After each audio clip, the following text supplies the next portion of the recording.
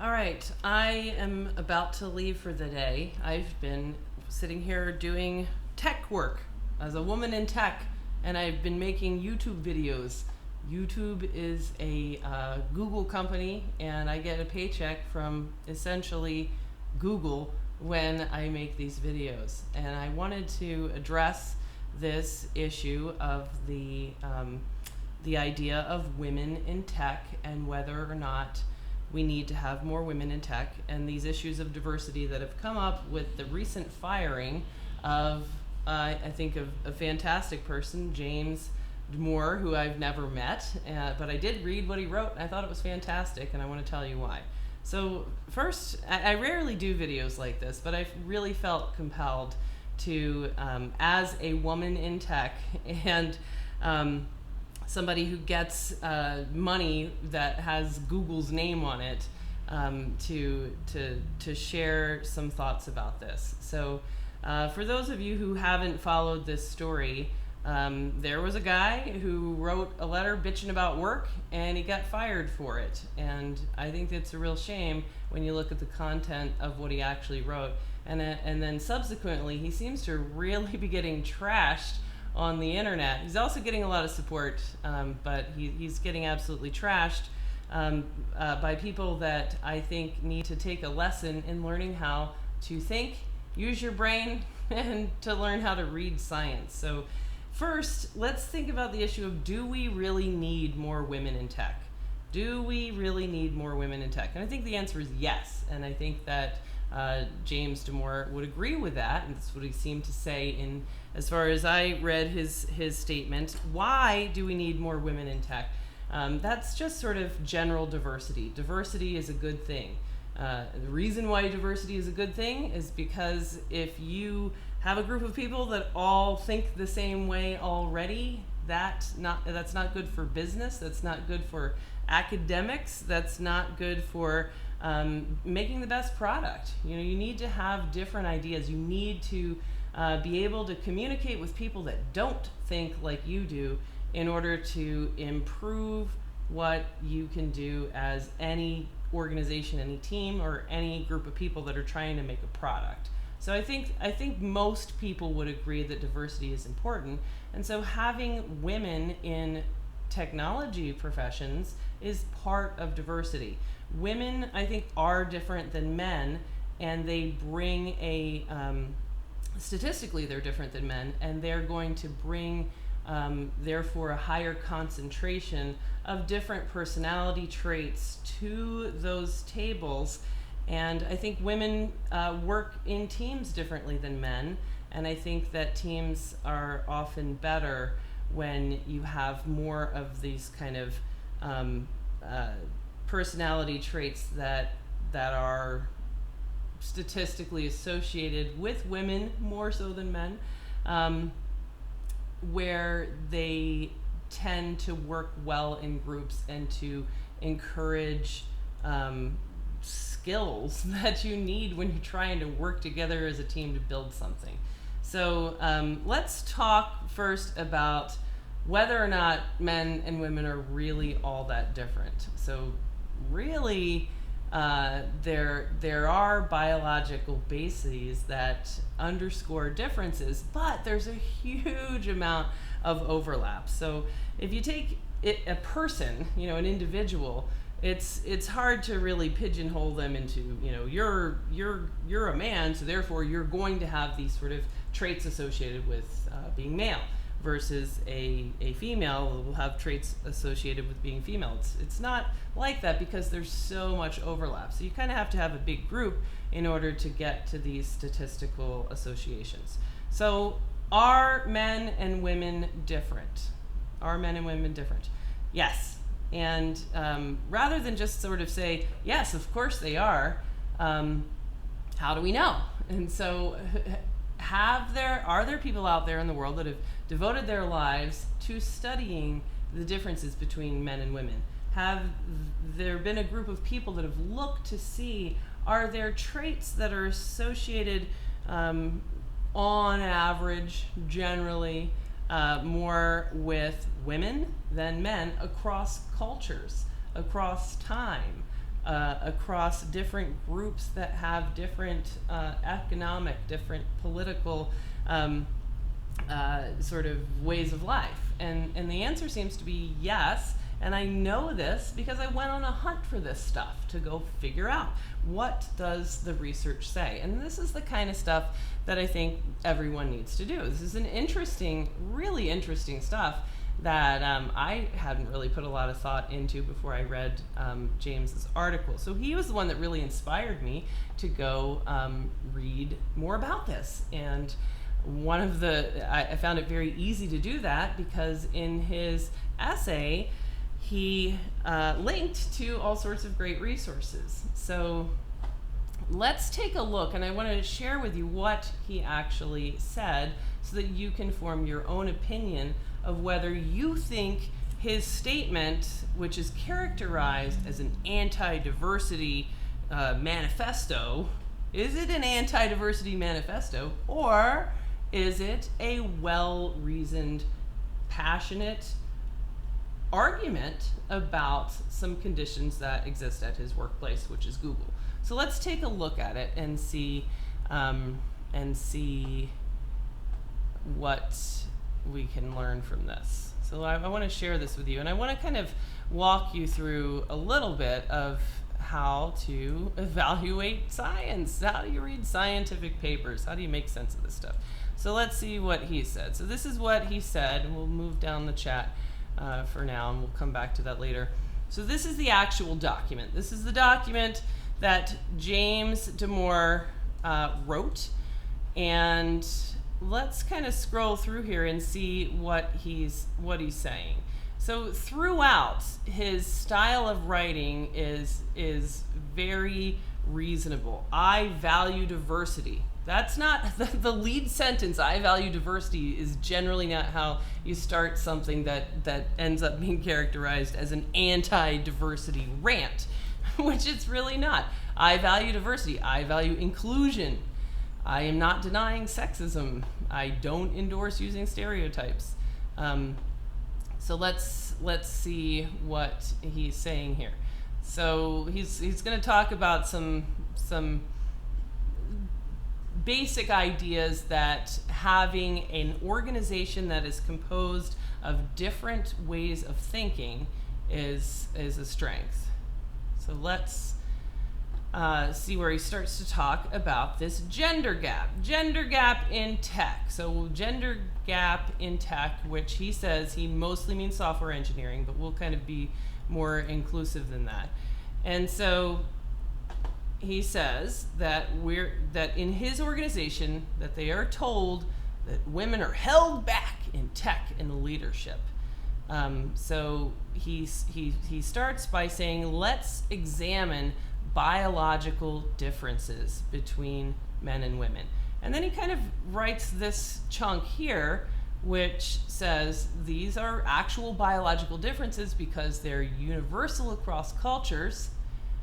They have biological causes and links to prenatal testosterone and some other stuff here. Now, all of this stuff is well cited, and if you go out and you actually look at the research, this is time and time again. We did this study, we compared across cultures, and we found that the differences between men and women that we looked at were the same. And and if you really think about what makes males and females different biologically, it's really just testosterone, or it's largely testosterone. Think about it. Comparing you and your brother, you have inherited nearly all of your chromosomes are the same pile that you're picking out of from mom and dad. So if we throw away the Y chromosome, all males have an X chromosome, all females have an X chromosome, and all males and females have copies of every other chromosome. So we're all pretty much almost the same. The only difference is that only males have the Y chromosome. What does the Y chromosome do? It's a tiny little thing. It has barely any genes on it at all. And it really only does one thing, which is it provides the instructions for making testes. Testes make testosterone, and that's the big difference. In fact, if you took testosterone away, so let's say you had an XY male, I'm gonna grow up to be a male, I'm XY, and you deleted the receptor that can understand that testosterone signal, that male will grow up as female because of an absence of testosterone signal.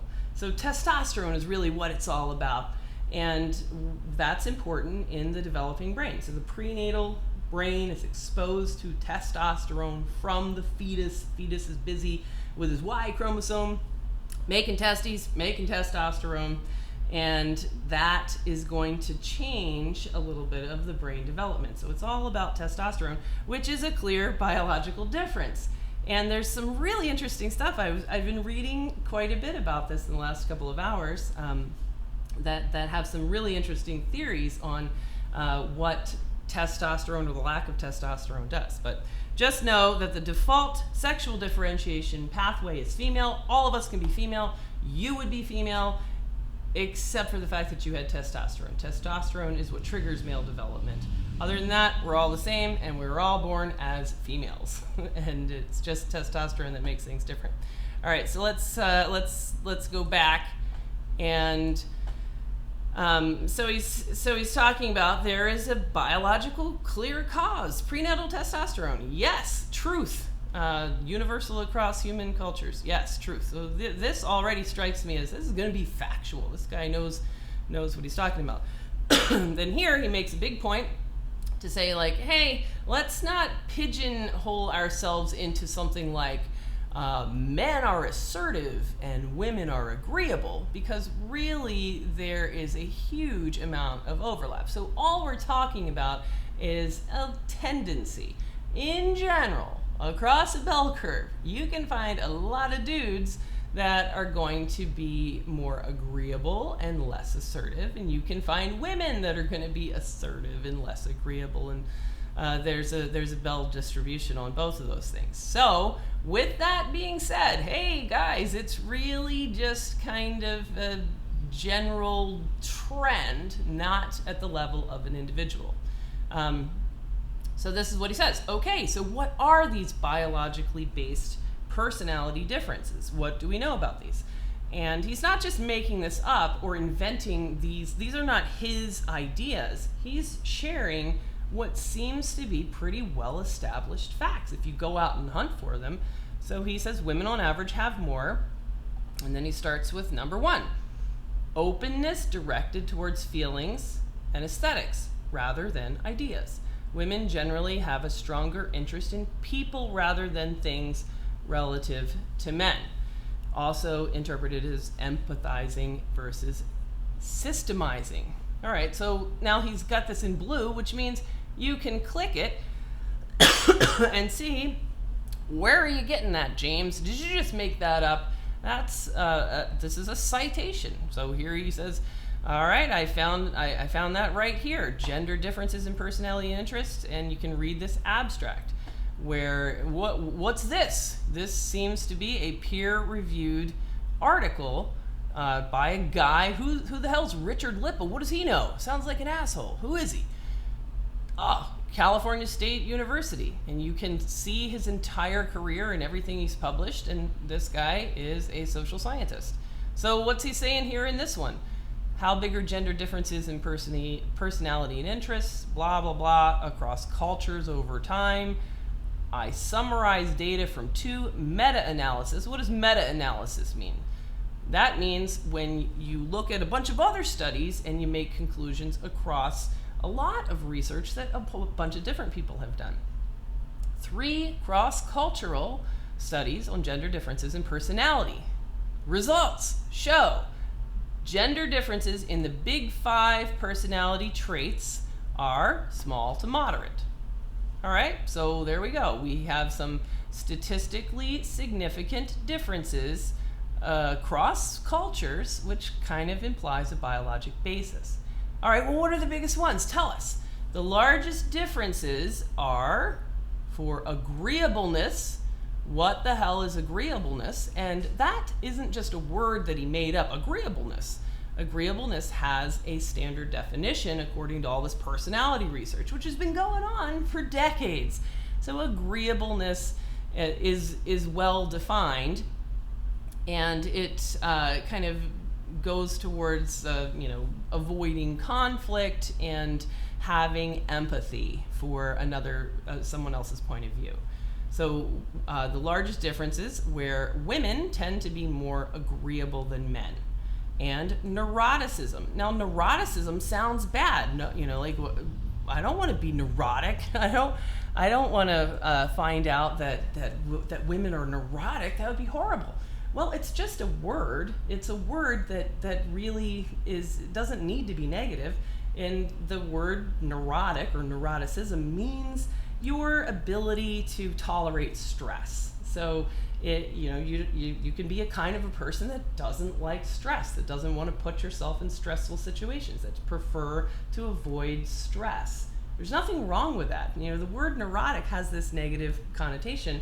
You could just call it stress haters. Women score higher in stress hating.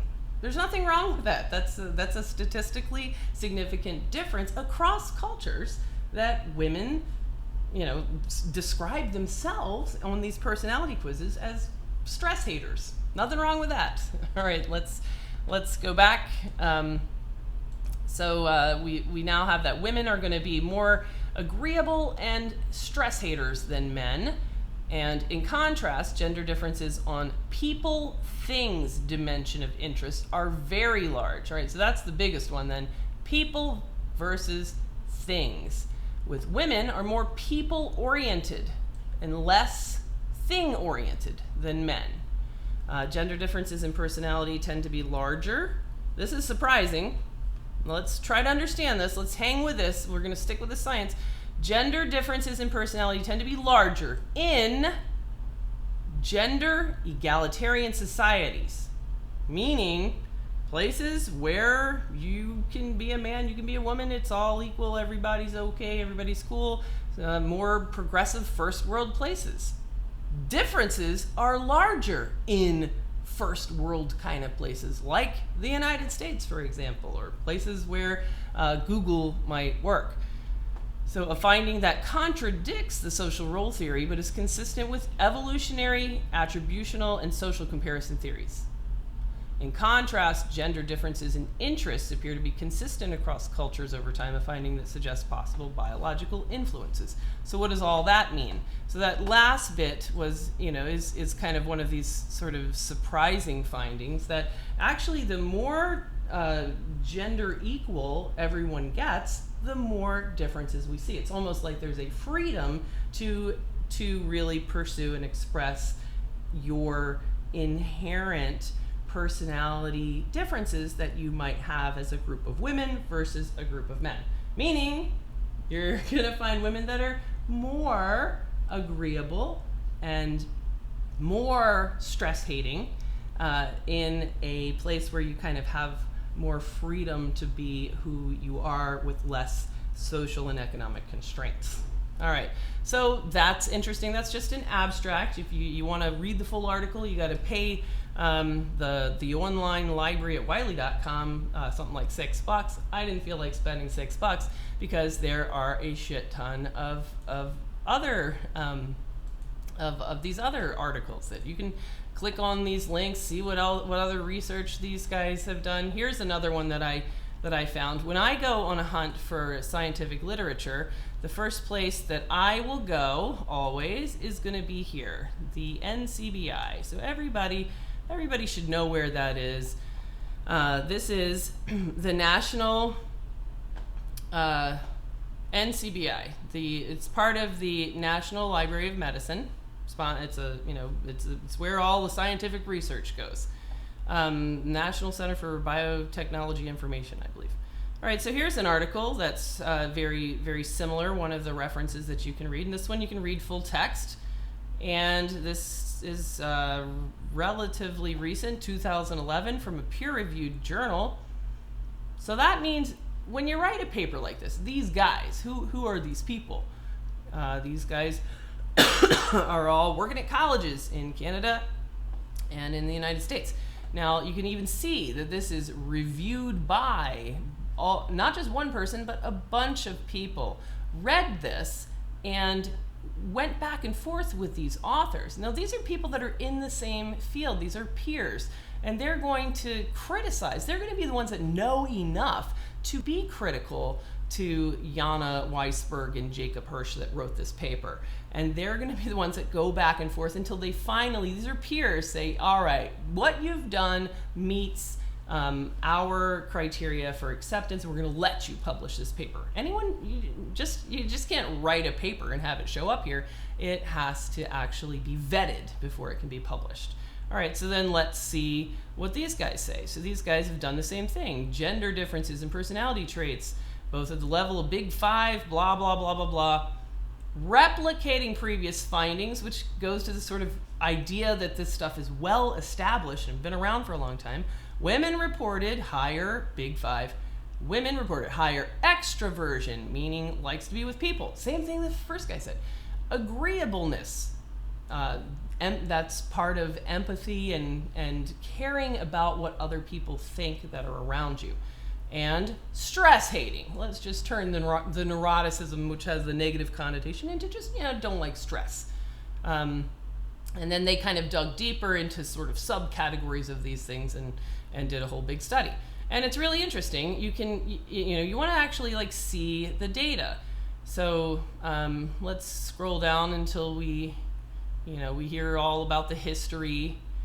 Yeah, you can see that, neuroticism, the tendency to experience a negative emotion in response to perceived threat and punishment. Anxiety, depression, anger, self-consciousness, and emotional lability. All right, so this means feeling bad about yourself when shit happens. That's neuroticism. Women tend to feel bad about themselves when shit happens, and men tend to, not feel as bad, just kind of blow it off. They don't hang on to that. All right, agreeableness is this idea of empathy, kindness, caring about what the people around the table are feeling and thinking. I think that's a fantastic thing to have on your team as you're building a company or trying to change the world. All right, let's scroll down to get to the data. Where's the data? Nobody cares about it. We want to look at the data ourselves. We want to use our brains. We want to figure this out. All right, so let's go down. Here we go. Table 2. Mean and standard deviation for the Big Five domains between men and women. So let's see what this is. All right, so here's the data. Now we can form our own conclusions from the data. Let's see. All right, I don't know what residualized scores are, so we'll forget about that and let's look at the raw scores. So now they've got all of these subcategories. So let's take where's neuroticism? Here we go. Neuroticism. This seems close. 2.68, 2.94 males and females. So the average is 2.68 for males and 2.94. So we really are kind of the same, but on average, if we had to say, there is a correlation where women, they score themselves, they answer these questions self-describing themselves as more sensitive to stress and threats and punishment and things like that, neuroticism. And you can give that a number, and you can do statistical tests to see what is statistically significant differences between these two groups. If the number is 2.6 versus 2.7, is that a difference? No, it's not. It has to be statistically significant, and they've done the statistics here to show that. So what are the ones that really kind of jump out? Women are more stress-hating and more sensitive to those negative emotions. Agreeableness, this is the altruism and kindness and getting along with others. Women are statistically significantly more able to work well in a group, wouldn't you call it that, when you're sitting around a table, to care about people being heard and their feelings and things like that. Extroversion, this seems like a much smaller number than either of those, so let's skip it. Openness, women tend to be more open. Intellect, which means ideas, if you look that up, intellect and openness usually go together, and I think these two cancel each other out in other studies. But I think that I'm not exactly sure what intellect is as it's measured here, but I'm going to guess that it is being interested in ideas, withdrawal, volatility, and a bunch of these other things. Compassion, women are more compassionate. Is there anything else that's strongly preferentially in men? Let's see. How about assertiveness? That's what we kind of consider the male trait, and this is statistically significant according to their statistics, but not that much. Not strongly. It's just a mild finding that assertiveness tends to be more common in males on average than in females. So there we go. This is how we would look at a scientific paper. This is how we would actually see, what do these words mean? They all have very, very specific meanings. And how was this test done? How was this stuff carried out? And that's how we would actually look at research rather than just make this up. So this guy is not inventing these words. He's not inventing these ideas. He's not saying, women are neurotic and agreeable, and so therefore not suited to tech. He's not saying that at all. He is simply doing a fantastic job of stating a passionate position and documenting it with facts that he makes easy to find so that you can form your own opinion and see how strong you think those facts are and how well they support what he's saying.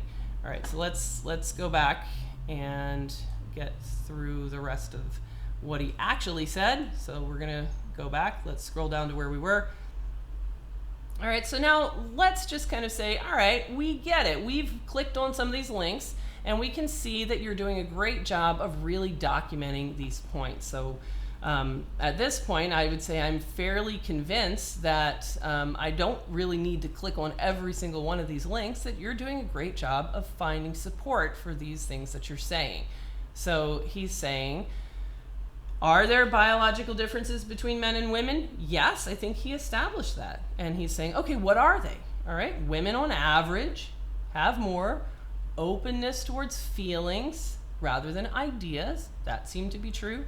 They have a stronger interest in people rather than things. That seemed to be true, which is, there's this whole other test called the, empathizing versus systemizing scale, and you can take quizzes on that, and it's all about how well you can tell what someone's thinking or whether or not you tend to make remarks that people say are insensitive and you don't get why. Women do a good job of really being in tune to people around them. And men care more about systemizing and less about feelings, which, kind of makes sense. Does that mean that, how does that relate to tech? Well, these two differences in part explain why women relatively prefer jobs in social or artistic areas. Okay, sure. Men may like coding because it requires systemizing. And even within software engineering, comparatively more women work on the front end, dealing with both the people and the aesthetics. So all of this means women probably want to do people kind of jobs. Men don't really care about that as much on average. Extroversion, that wasn't that strong of a finding in the research. Neuroticism, higher anxiety, lower stress tolerance. Yes. So how does that relate to tech? This may contribute to higher levels of anxiety, women report on Google Geist, whatever that is, and the lower number of women in high stress jobs. All right, there you go. And I think that, I just think that his points are fantastic. Like, it's super valid. He's making a great argument that, do we need women in tech? Yes, because diversity is important. And if you really think about these traits, I'd really like to have a table where I'm discussing an idea or making a plan or choosing which direction to go into. I want to have these different personality types present. I want them sitting at the table. So I need to I'd like to have more women on my team, and I'd also like to have men on my team. I wouldn't want to have, an absence of men either. This diversity is important. Why do we not have women in tech? And he's sort of making this argument that these inherent biologic bases that he's established, that they really kind of basically make it not fun for women to be in tech. Makes sense.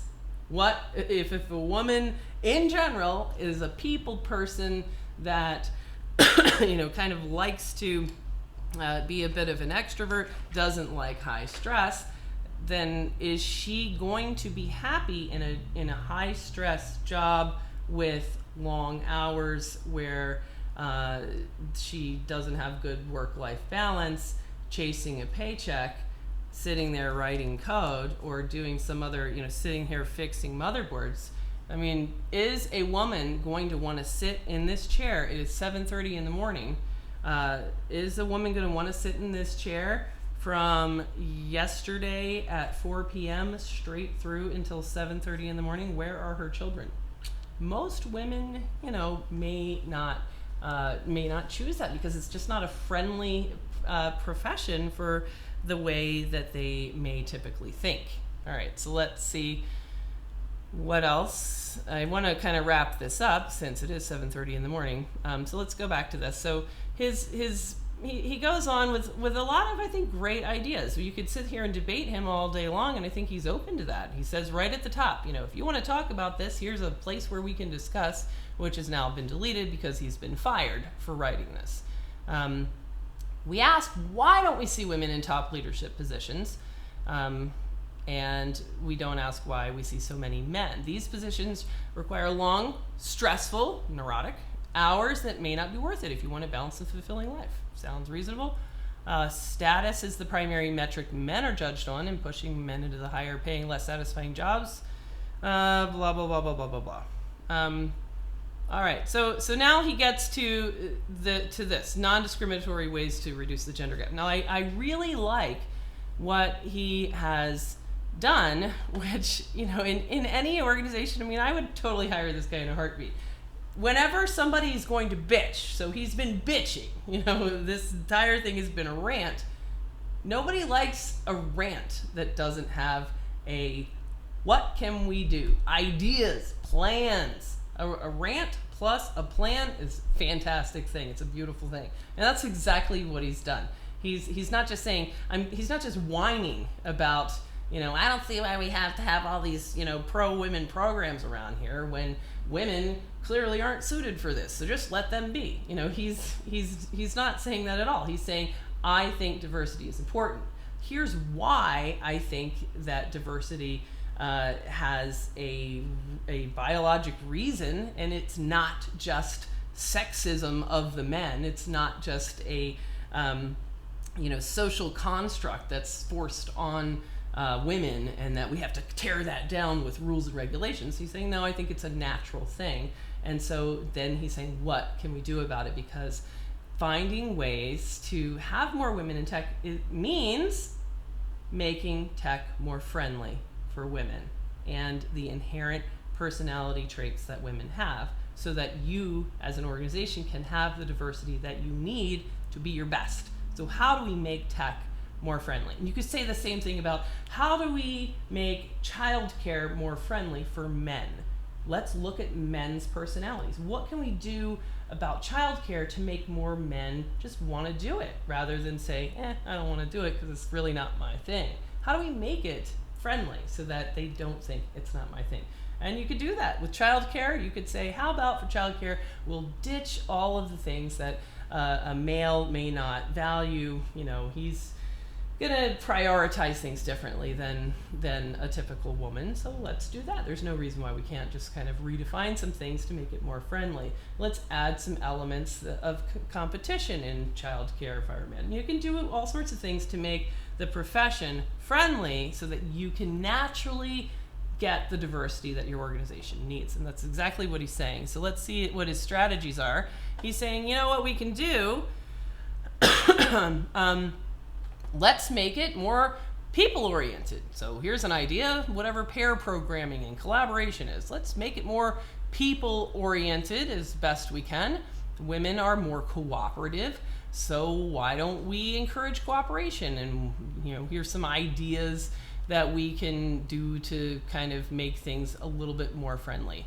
Women on average are more prone to anxiety, which he well established, so let's make it less stressful with all of these whatever courses, benefits, blah blah blah.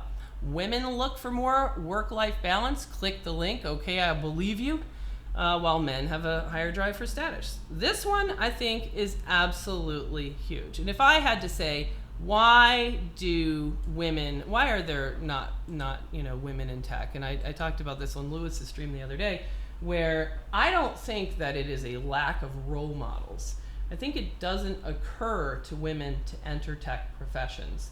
And I think that some of that may be these biological personality bases, but I think the strongest one is work-life balance and flexible hours. I think that most women that plan to have children or already have children, they value their child-raising years and being present for their children extraordinarily. That's number one.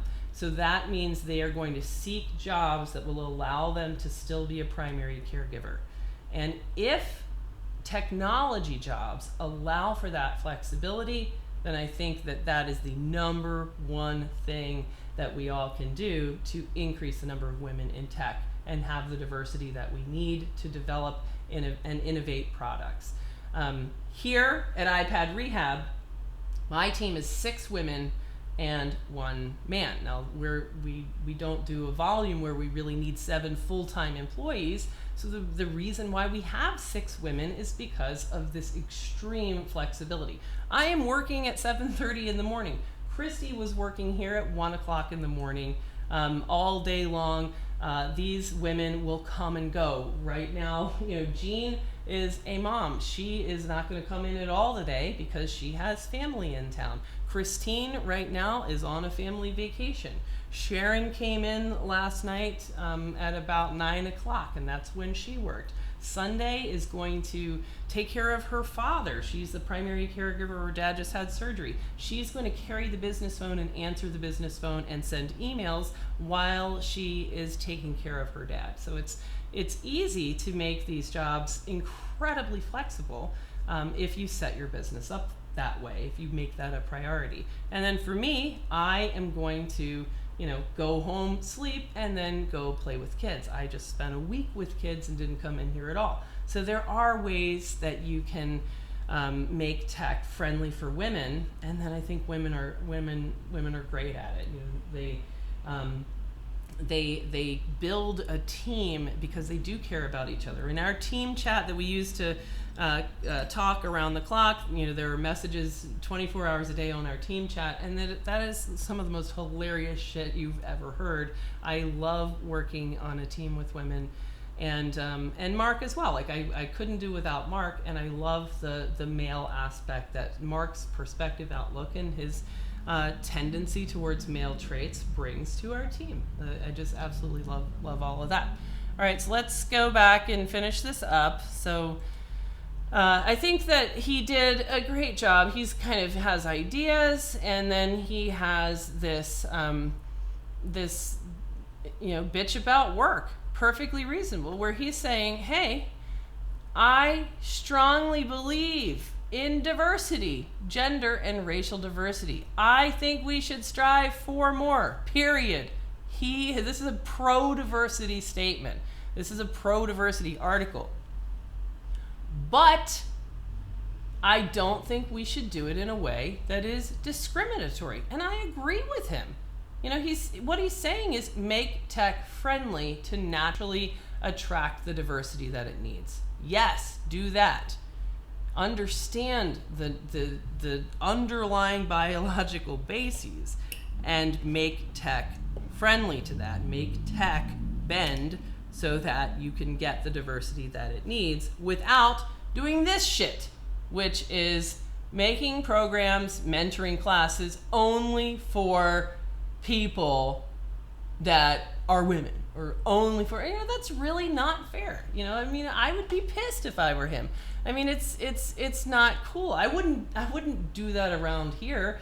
I could never say we're going to have a business development course. We're going to have a nighttime session where we are going to exclude Mark because it's just for women, because we are going to work on some skill, and fuck you. So I'm going to buy dinner and I'm going to hire somebody to come in as speaker, and Mark, you can't come. That's mean. That's discrimination. You can't do that. It's not okay. It's not cool. You can't just exclude a group of people, because you feel like you need to beat the underrepresented members to join your team. You got to beat them in, with a stick instead of just change your organization with a carrot so that they would naturally come. I mean, I even felt a little bit bad when I took my entire team to the mommy sex toy party. We also went to the mommy LuLaRoe party, and iPad Rehab paid for business dildos for every single member of the team. But we also got one for Mark, for his wife, because it was all about work-life balance and making your environment attractive for work-life balance. We bought LuLaRoe leggings. We also bought some for Mark, because who doesn't want to wear pajamas to work? All right. So I just totally agree with him, saying he's right. It's not cool to dumb things down and to use sticks to try to force people that are, that really don't want to be there, just kind of, forcing people to kind of fast track into your organization just based on the fact that there's not a lot of people that fit that same profile. Lowering the bar is not cool. Just worrying about diversity by forcing diversity through policy, I can get it. I can agree with that. Maybe some of it is okay, and it sort of suggests that you're not doing a good enough job at attracting people, but I can agree with that. And then he talks about why we kind of don't see this, and about personal bias, and I think all of that is reasonable. And then he's got this whole thing on suggestions. I love it. He's not saying diversity is bad, blah, blah, blah. So, I think my concrete suggestions are to demoralize diversity. So, stop making it good and bad with victims. Yeah, just, make your organization friendly for whatever diversity you're lacking. Stop alienating conservatives. And I love this. He says on the top of it that he is a liberal. He's not a conservative. I think this is great, where he is talking about, hey, we feel like we're not allowed to express ideas like this paper around here. Viewpoint diversity is the most important type of diversity. Yes. And political orientation is one of the big ways that people think differently. And so he's saying, look, conservatives are in a minority and they feel like they need to stay in the closet. Linked article, click it, read it. Alienating conservatives is non-inclusive. Yeah, exactly. It's discrimination. Bad business, blah, blah, blah. And so he's saying, stop restricting programs to certain genders or races, and make it so that we can really actually share ideas, which is the whole point of diversity. The whole point of creating diversity is so that you can not do this. What's the point of creating diversity if you can't talk and share ideas like this paper?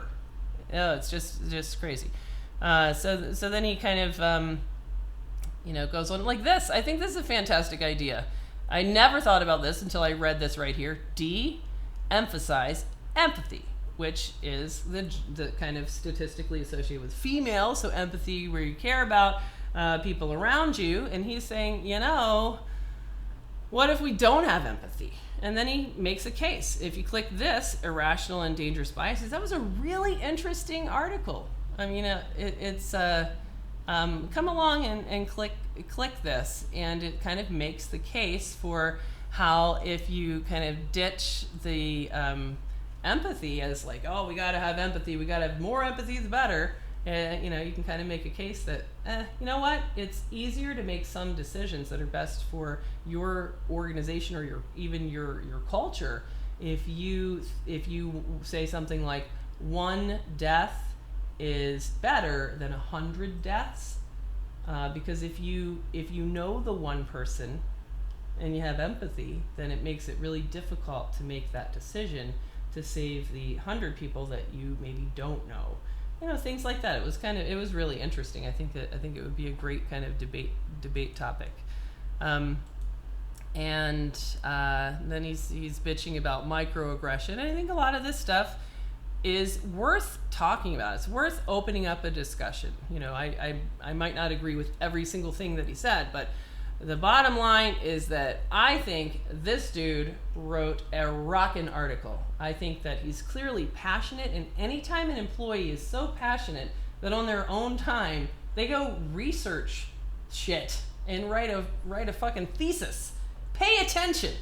You know, something is bothering an employee so much that they put this together in a really well-reasoned argument that's well-documented, well-supported, insightful, interesting, and makes you think. Fucking fantastic.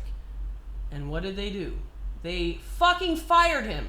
It makes me so pissed off and so disappointed. It's so disappointed in Google, and especially more than anything else, it makes me want to cut a bitch that this fucking new hire that's the VP of integrity. Of course, it has to be a woman that is you know, marble mouthed and just talking out of her ass. So we have to be complete to see how did Google respond.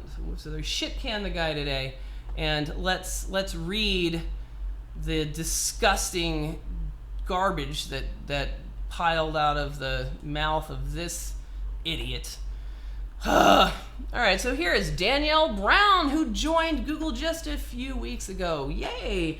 A woman. Gee, let's hope she's smart and well-reasoned and intelligent and has empathy for her fellow man. And let's hope that she has the ability to really understand and connect with people. Let's hope that she really represents women well and cares about other people's feelings. And let's hope that she wants to try to minimize conflict. And let's see what she has to say to an employee of Google that is clearly very passionate about a subject and has written a really well-researched document about it. Let's see what she has to say. What do you have to say, Danielle? What, as the VP of Diversity, Integrity, and Governance? I started a couple of weeks ago, blah, blah, blah, blah, blah. I feel compelled to say a few words. Okay, great. What are these words of wisdom, Danielle? Tell us.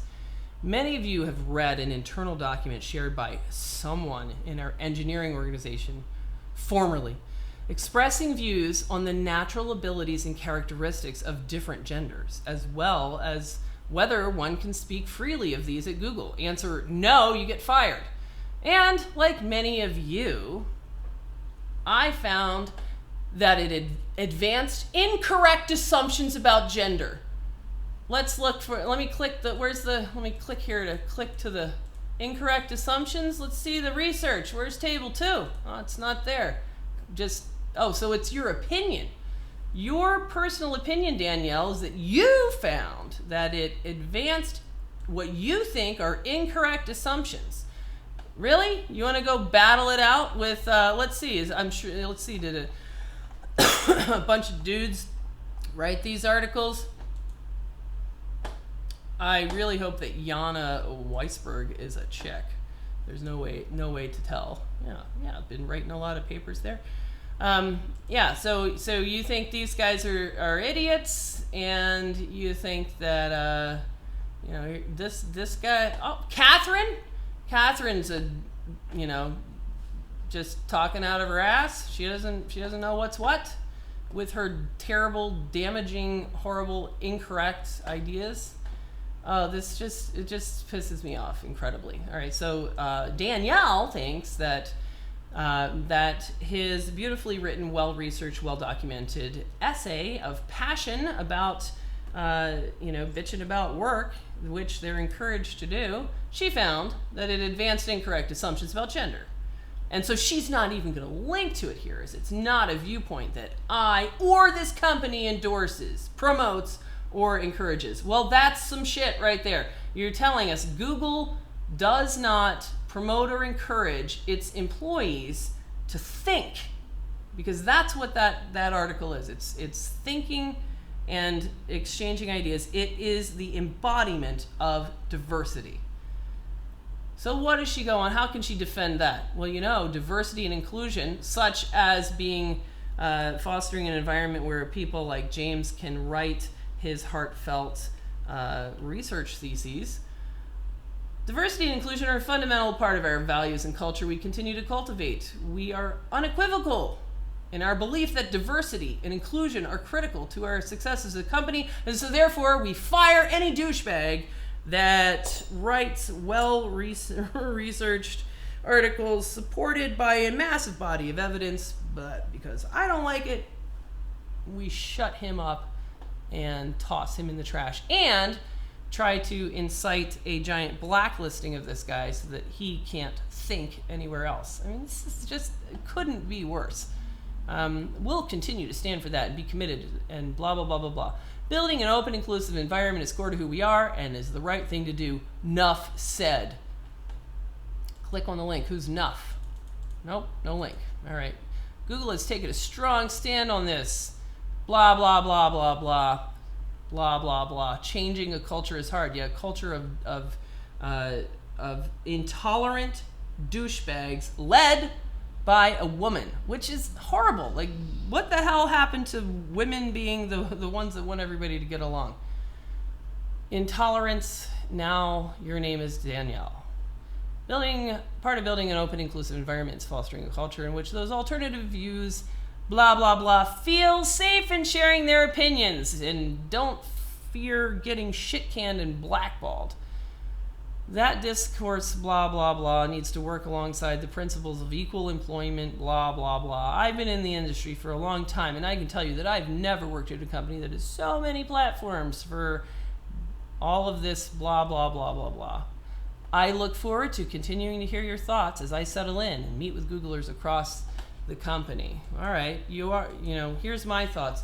Danielle, I think that you're an intolerant bigot that is a disgrace to women across the board because you're demonstrating your inability to use your brain and to think and read some fucking science. That's not who I want working at Google. That makes me hate Google, and it makes me hate making these YouTube videos with the idea that revenue is going to fund to that organization from content that I put out there. And this video I'm going to demonetize so that there's no ad revenue that's going to go to Google because of all of this bullshit. All right, so that, I think, I wanted to just kind of do this rant because I do feel strongly about women in tech. I think we do need more women. I think we need more diversity because different ideas is what we need. And in general, aside from Danielle, we'll put her as the outlier. I think that women are pretty good at listening to other people and really trying to understand other viewpoints and to be agreeable. I mean, I do agree with that. I agree that women are agreeable. And that really does make them good on teams. And I think that in your organization, your tech organization, you should really try to make it more attractive to women, which means whatever, these ideas that James had are probably pretty good.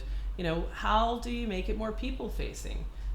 What I sit here and do in tech, I do data recovery for families. I'm giving mothers back their memories. That is part of this kind of that fits really well into those personality traits. I would feel differently if I was doing something that was, if I was using technology to build a weapon. I wouldn't do that at all. I would not like it. And mostly, Be family friendly. Try to recognize that men do want power, prestige, status, and therefore they're willing to sacrifice other things in life in order to get that. Women in general value more work-life balance and family and being able to be available and have time.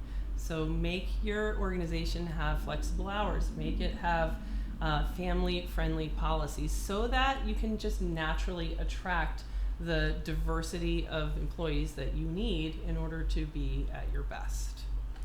So great job. I am very proud of you, James Damore. I think you're going to do well. You're going to be a rock star. That was a fantastic piece that you wrote. I read every word, and I agree with a huge chunk of it. It definitely made me think, and I want you to know that this woman in tech has got your back. All right, I'm going to read.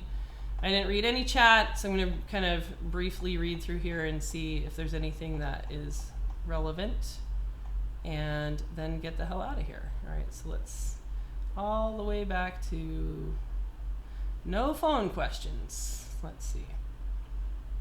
Has Jessa been up all night? Yes. The fact that you got multiple streams. Let's see.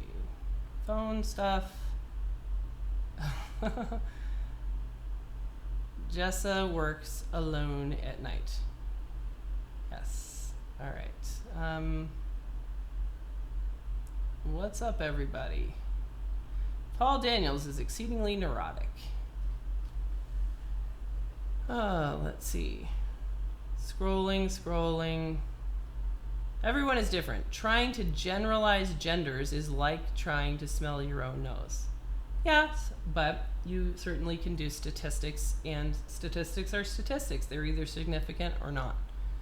All right, let's see. Phone stuff.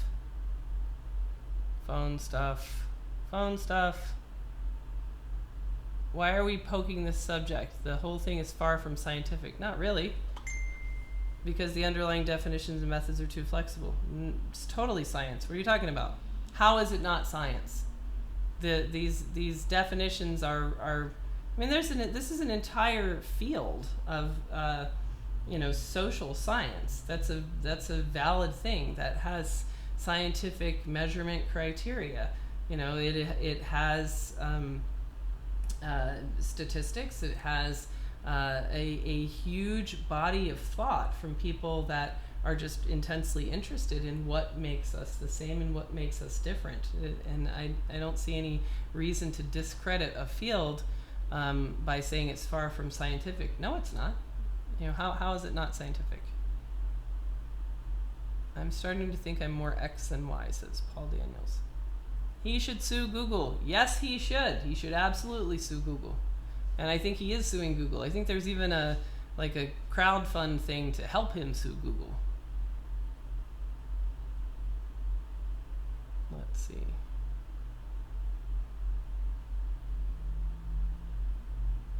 James Damore stated an opinion. Where? Show me the opinion.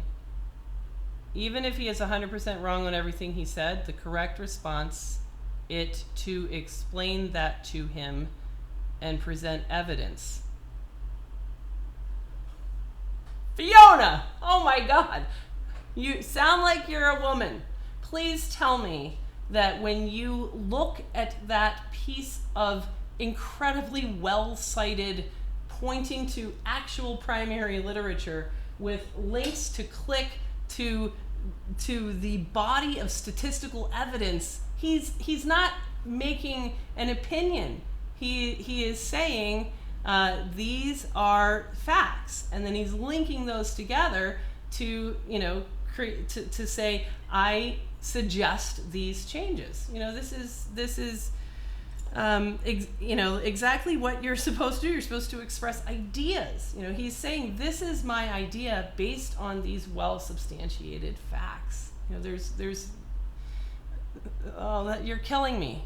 He stated an opinion, even if he is 100% wrong on everything he said, which he's not. The correct response is to explain that to him, which doesn't make sense, and present evidence so he has a chance to learn and change his mind. I'm not trying to change that guy's mind. I think he is rock solid, right on the money, and he has fantastic ideas. Love every one of them. Vilifying and firing the guy is moronic, yes. And set back the cause of diversity, yes. Because it gave ammunition to its detractors. This video is a fantastic example of measured rational response. I am not really understanding what you're saying. Might be because it's 7:57 in the morning.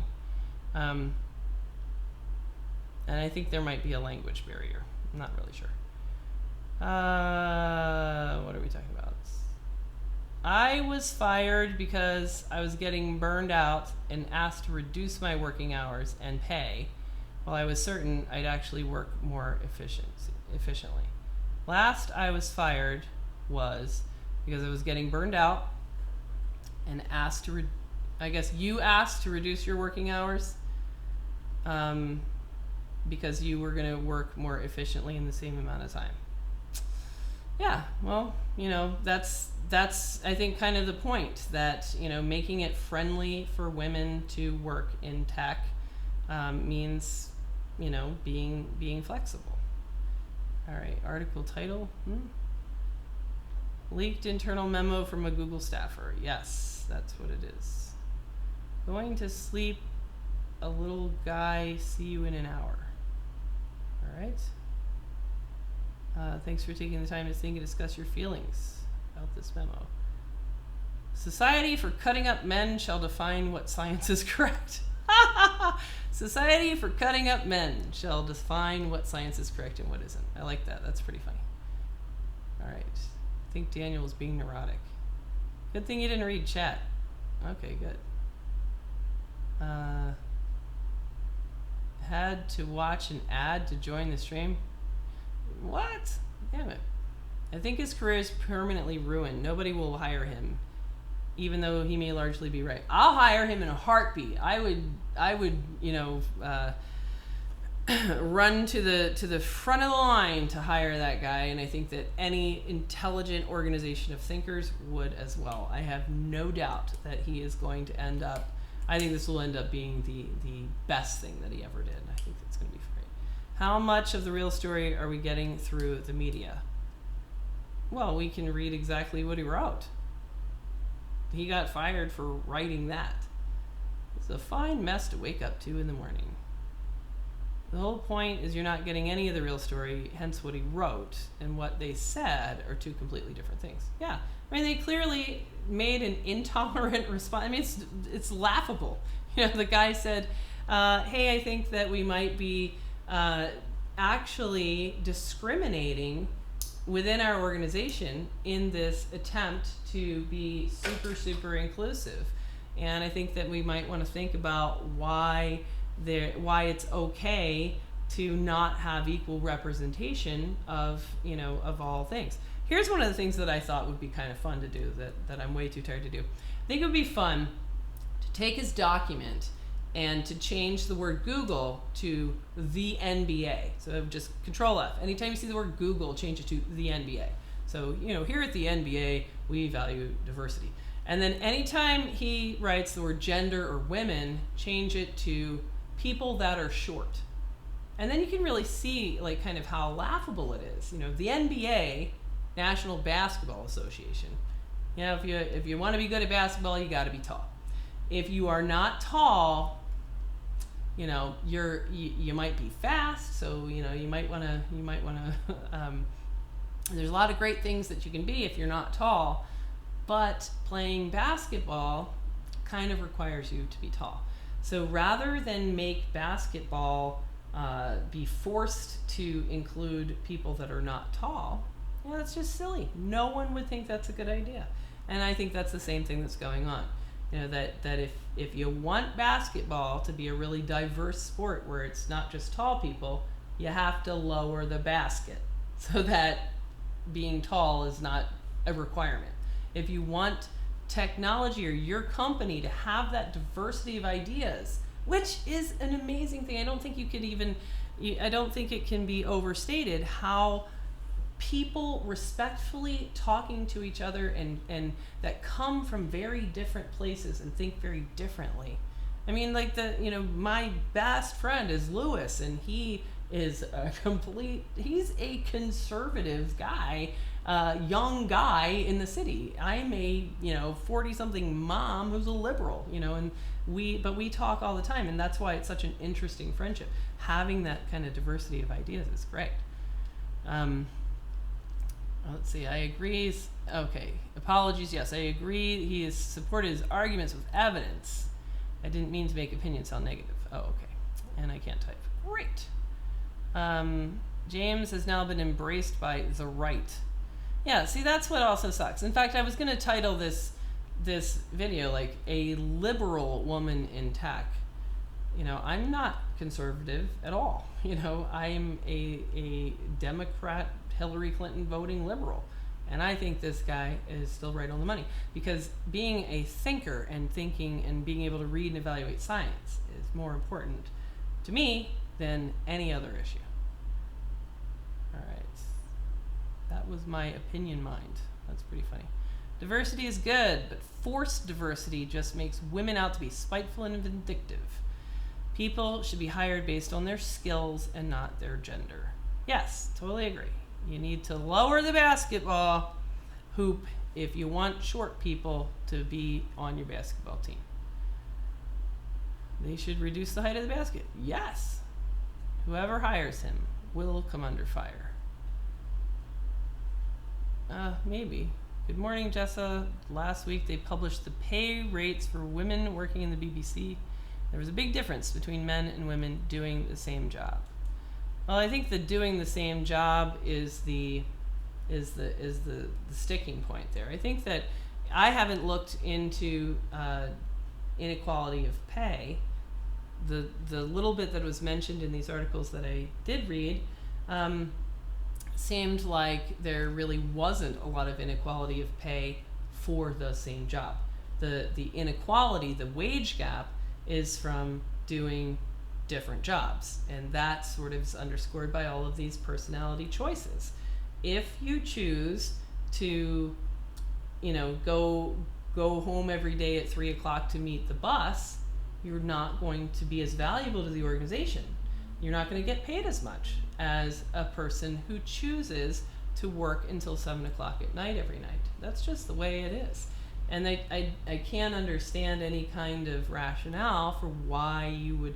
I certainly would not pay an employee that was going to leave at 3 o'clock to get the bus every day as much as I would someone that was willing to work every day until 7 o'clock. That's just math. You pay people per hours worked. So I think that the motivation for the majority of women, or the statistical mean, or whatever you want to call it, the association of women that to value family life means women will choose to kind of take a job that allows them to be there at the bus stop, and men generally kind of look to their wives to do that, and there's absolutely nothing wrong with that. So if there's a gender gap or a wage gap, it's I don't know. I don't have any facts to back this up. The first place I'd look, though, would be to say, are those jobs really equal or not? Because I think most women would readily accept a pay cut in exchange for freedom to be able to be home. This will all be forgotten the next time Trump tweets something. Yeah. Some of the women were given pay raises before the documents were released. Maybe were these? Yeah. Well, see, give us the data. We got to look at table 2, or else it doesn't make sense. It has to be, same job, annual salaries. Everyone else stuttering, stalling on the stream. I don't know. Doing the same job is just one thing. You have to compare the performance. Okay, all right. Chris Evans radio DJ was the highest on $2 million a year. Okay, It is 8:07, and that is time for me to be done. And I'm gonna wrap this up and hopefully be able to get to sleep. All right, so end of rant. Thanks for listening.